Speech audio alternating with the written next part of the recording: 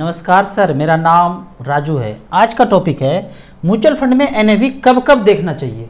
बार बार देखना चाहिए, एक बार देखना चाहिए या नहीं देखना चाहिए, इस पे है। पहले तो एनएवी देखते हैं होता क्या है। आपने फंड मैनेजर को पैसा दिया और नया फंड जब लॉन्च होता है, एनएफओ 10 रुपये से शुरू होता है, तो पहले वो देखते हैं 10 रुपया आता कैसे है। कैसे फंड मैनेजर कैलकुलेट करते हैं 10 रुपया। मान लेते हैं कि आपने जो पैसा दिया और अलग अलग कंपनी में पैसा लगाया, इन्वेस्ट किया। मान लेते हैं मारुति का शेयर 100 रुपया है, 100 रुपया है नहीं, मानते हैं कैलकुलेशन के लिए 100 रुपया चल रहा है, रिलायंस का 300 चल रहा है, हीरो होंडा का 400 रुपया चल रहा है। सबको जोड़ दीजिए, 80 कंपनी में पैसा लगाया, सबको जोड़िए। सब जोड़ने के बाद 800 रुपया आया, तो उसको उस फैक्टर से भाग देना है जहां 10 रुपया आ जाए। तो 80 से भाग दिया तो 10 रुपया आ गया। 1000 होता तो 100 से भाग देते।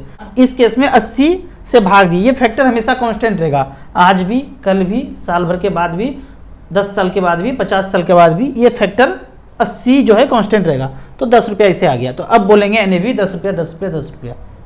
एक साल के बाद ये 150 हो गया, ये 350 हो गया, ये 500 रुपया हो गया। अब फिर सबको जोड़ दीजिए तो आया 1000 और फैक्टर क्या था constant 80।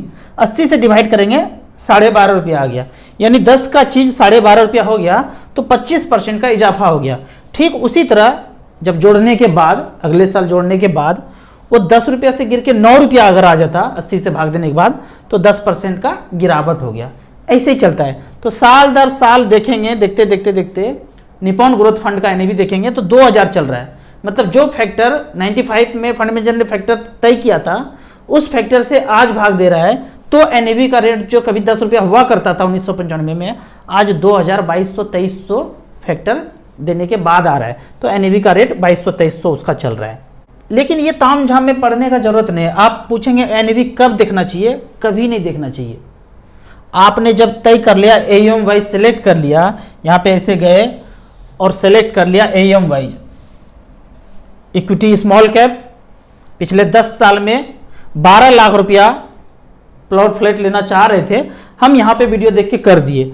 Nippon India small cap ने 12 लाख का पिछले 10 साल में बनाया है 1 करोड़ 65 लाख, 30% का सालाना रिटर्न।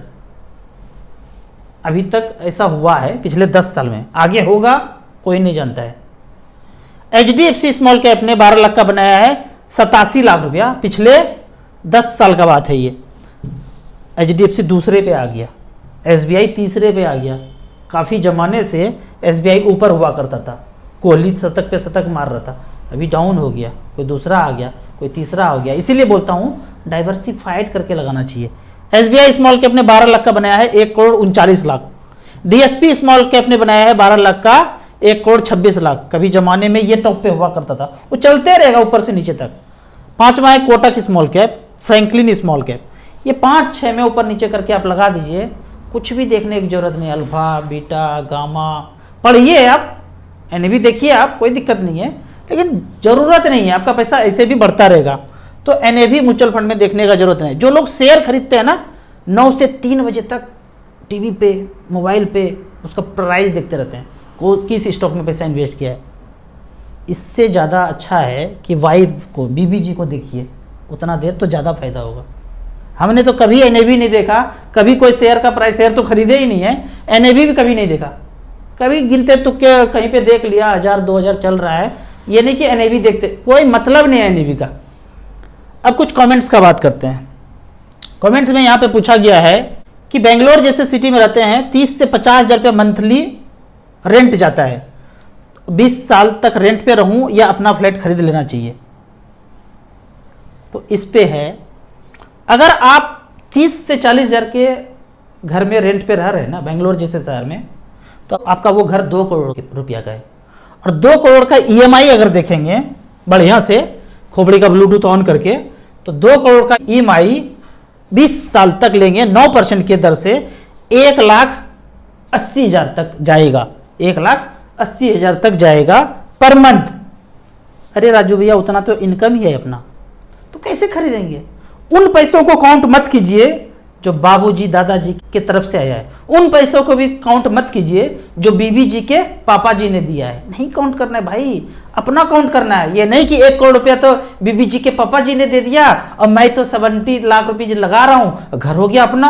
अब बोलेंगे 30 से 40 हजार रेंट क्यों दूं, अपना घर हो गया तो 70 लाख में हो गया तो अब बीबी जी के पापा जी ने जो पैसा दिया है वो भूल गए, अरे वो भी तो कभी कमाए होंगे, मेहनत किए होंगे, सबको जोड़ना है, मैथमेटिक्स में सब कुछ आना चाहिए। मेरा मानना है कि रेंट अगर 10 से 15% आपके जीवन का जा रहा है तो देते रहिए देते रहिए। मैंने दिया है 1 लाख रुपया इनकम है, लेस देन 15,000 में घर मिल रहा है, ले लीजिए। इससे ज्यादा मिल रहा है तो घर चेंज कीजिए। घर का कौन सा कमी है, 5,000 से लेके 10,000, 15,000, 20,000 हर क्वालिटी घर मिलता है। 50,000 इनकम है तो लेस देन 8,000 में रह लीजिए। लेकिन यकीन मानिए जो 8,000 और 15,000 के घर में रह रहेंगे, हम रहते थे, अभी भी रह रहे हैं, तो हमारा औकात नहीं था कि ऐसे घर में रह सकें, पैसा ही नहीं है।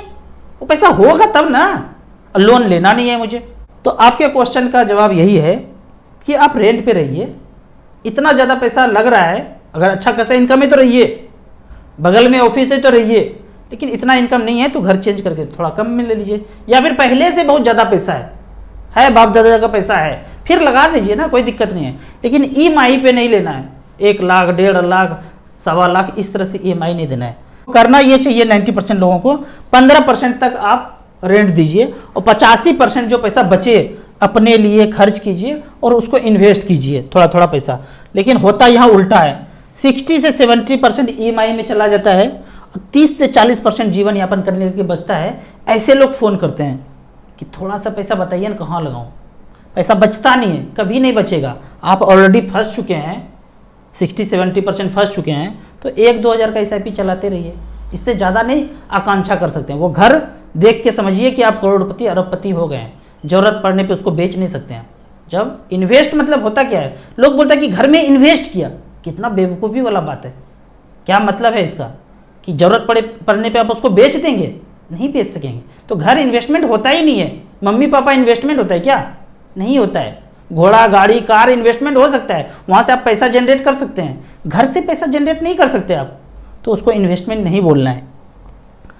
ये सब कुछ होगा अपना, कार, बंगला, नया गाड़ी, साड़ी, बंगला सब होगा, लेकिन पहला 1 करोड़ रुपया होने के बाद, वो पहला 1 करोड़ रुपया आप बेंगलोर में रह रहे हैं, दिल्ली, कलकत्ता, मद्रास, कनाडा, अमेरिका, कहीं भी रह रहे हो, पहला 1 करोड़ रुपया करेंगे तो खोपड़ी का ब्लूटूथ भक से खुल जाएगा।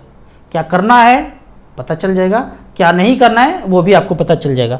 अगला कमेंट देखते हैं। अगला कमेंट में पूछते हैं, लॉन्ग टर्म में ही क्यों होता है, शॉर्ट टर्म में क्यों नहीं होता है? जैसे आपका हो गया 2 साल में क्यों नहीं रहता है? आप पैसा लगाइए या SIP चलाइए, 2 साल में बढ़ता हुआ नजर आएगा, जरूरत पड़े तो खर्चा कर लीजिए, लेकिन अगर गिर गया ना तो फिर वही लॉन्ग टर्म हो जाएगा।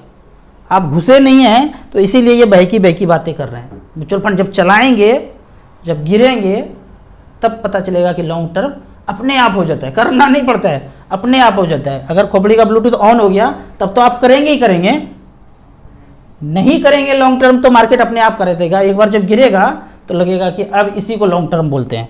अगला क्वेश्चन है, म्यूचुअल फंड में इन्वेस्टमेंट में एक्सपेंस रेशियो क्या होता है? जो खर्चा होता है म्यूचुअल फंड चलाने के लिए, फंड मैनेजर है, AMC है, ट्रस्टी है, हमारे जैसे लोग हैं, एडवाइजर हैं, सबको कुछ ना कुछ तो पेमेंट जाएगा ना, तो लगभग 1 से 1.5% तक एक्सपेंस जाता है, उसको बोलते हैं एक्सपेंस रेशियो। जो ये पैसा आपको दिखा रहा है ना यहाँ पे रिटर्न, ये जो रिटर्न दिखाया है 24%, 23%, ये एक्सपेंस काट के ही आपको दिखाया जा रहा है। 1%, 1.5%, 2% तक जो चार्ज होगा वो काट के ही दिखाया जा रहा है, अलग से नहीं काटेंगे। तो एक्सपेंस तो चाहिए ही चाहिए। जब कोई ना कोई चला रहा है, कोई ना कोई कहीं ना कहीं नौकरी कर रहे हैं, तो एक्सपेंस जाएगा।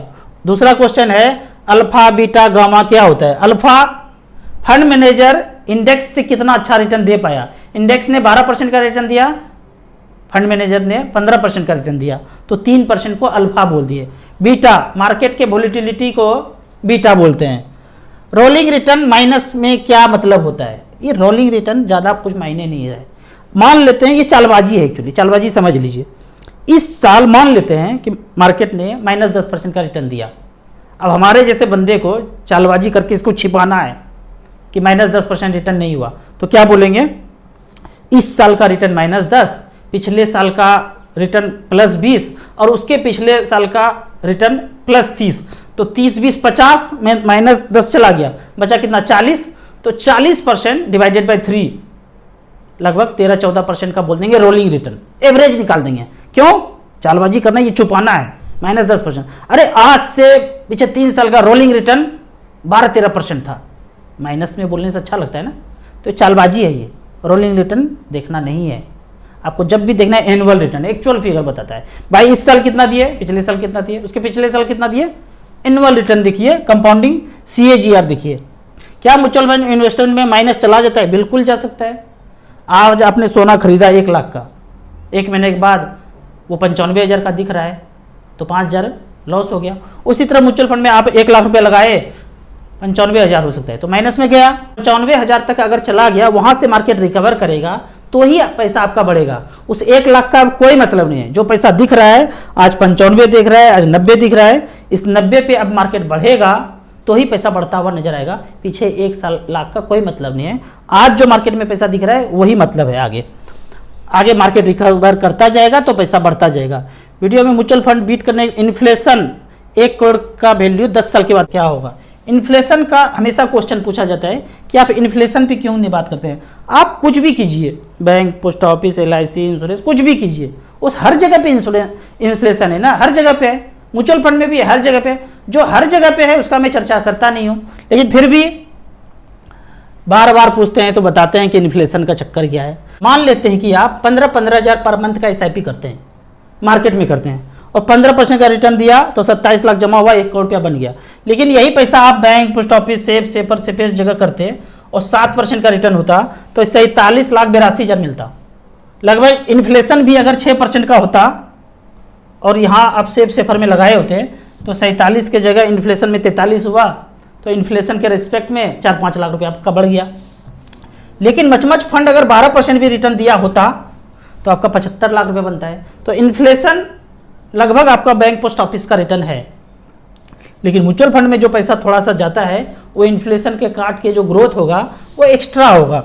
तो 7%, 6% के रेट से कितना हुआ आप देख लीजिए, और 13-14% के रेट से कितना होगा वो आप देख लीजिए।